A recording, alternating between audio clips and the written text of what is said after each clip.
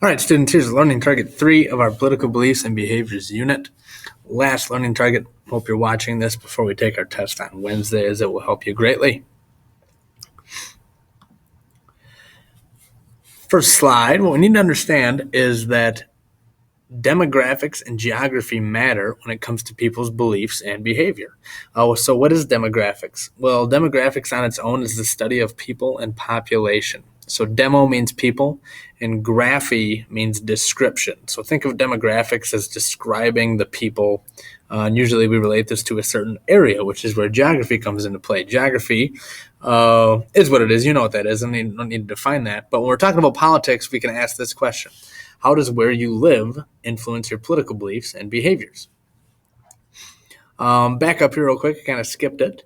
We're talking about demographics, talking about things like race, religion, age. How does all that influence your political beliefs and behaviors? So how does who you are and where you live influence your beliefs and behaviors? Easy way to remember that? I'll come back to that.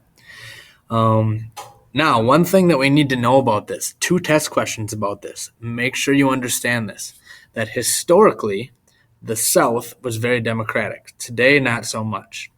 Here's a little song. Cotton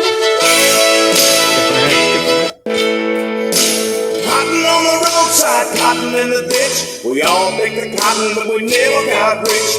Daddy was a veteran, a Southern Democrat. They ought to get a rich man to vote like rich.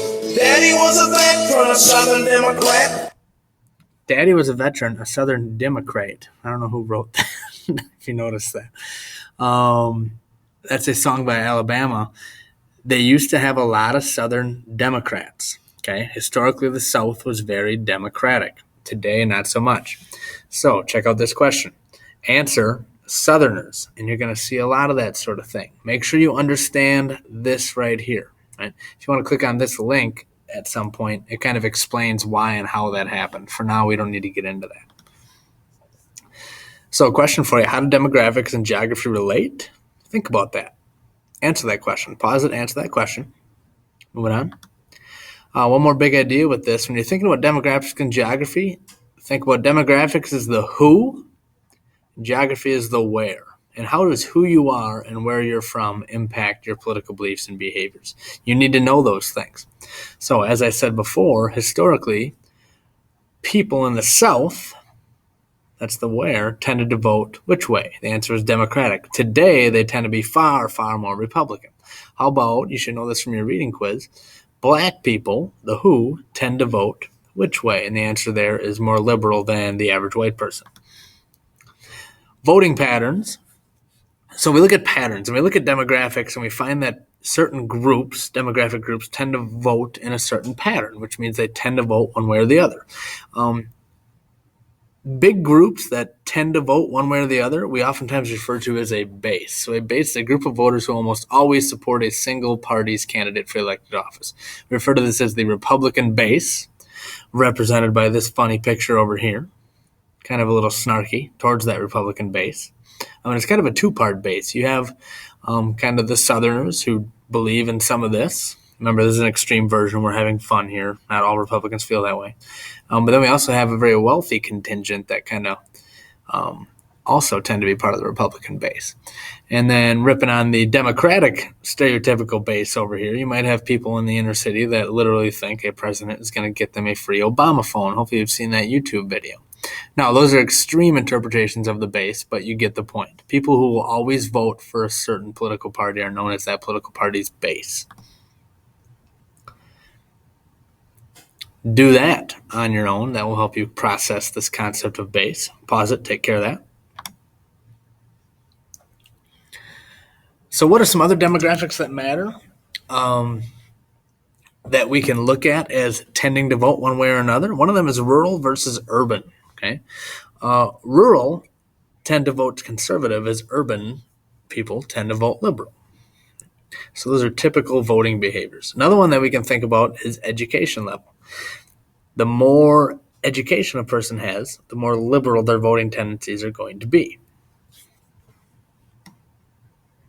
So here we have a city boy. How's he going to vote? As I said earlier, hopefully you're thinking liberal. And over here, Farmer Joe, he's probably going to vote more conservative because he's in a rural gentleman. How about this person who thinks high school is boring and drops out? If they drop out, they're more likely to vote in the future. You guessed it, conservative. Other demographics that matter. Religion, and you've read all this, so I'm not going to touch on it, okay? But I am going to mention this point right here. Fundamentalists, this is a word that you need to know. Hopefully you do already. If you don't, here's what it is. Someone who considers themselves a fundamentalist believes in a more extreme, a more literal version of their given religion. So a Christian fundamentalist is somebody who's like very anti-abortion. A Catholic fundamentalist would never use birth control and thinks that sex is only for making babies and should never be like recreational. An Islamic fundamentalist would be like death to the infidel Christians and Americans and things like that, right? So they believe in a very extreme version of their religion. They take it to the extreme. You know all of this from your reading. Here's a fellow. He's super religious, but he's also black. How's he going to vote?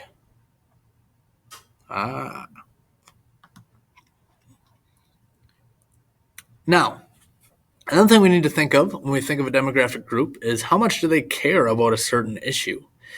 And this refers to the idea of salience. Kind of a tough word here you've probably never heard of, okay? Say it to yourself. Salience. This is the state or condition of being prominent or important, relevant. How much does it mean to you? Certain issues are more salient to certain demographic groups. So let's say your demographic group, high school students, 18-year-olds, soon to be adults, the issue of student debt and college costs is more salient to you than it is to probably your parents, unless they're paying for it, of course, or people of your parents' age. Okay? That's salient to me as I'm paying off my student loans at this point. So college costs are salient to me. Now, the issue of gun control might be have high degrees of salience for these people whose children were gunned down in that Sandy Hook massacre a few years back. Right? So if you've been if you're a victim of gun violence, the gun debate, the gun political issue is more salient to you.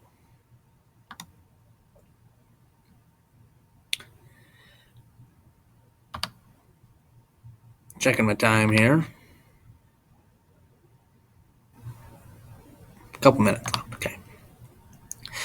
Now, other terms that we need to know is general public versus issue public. Pretty simple here. You can kind of read it. General public means everybody, all of America, and we can also refer to the general public as overall public opinion, whereas the issue public is a smaller group. A certain issue is usually important or has a high degree of salience to this group.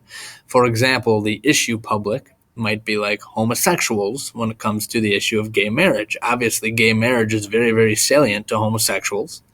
To people like me, not so much, unless, of course, and I do care about the rights of others and think everybody should be treated equal, then it might be salient to me. But for the average Joe straight guy, he's kind of like, gay marriage, don't really care. It doesn't have a high degree of salience to him. Questions, check them out. I'm going to skip through these. Okay? You should review these FRQs and think about them and look up answers and stuff if you don't know. Here's another one. The following students have messages in the office. Yes, Ms. Strickland. And that last one refers to this answer down here. That's a tough one. We'll probably talk about that in class today. Caitlin Hoekstra, Jesse Goldbuck, Voter turnout. Nicole Freund, Another 021. Another one that deals with the chart and the graph. So check those out on your own.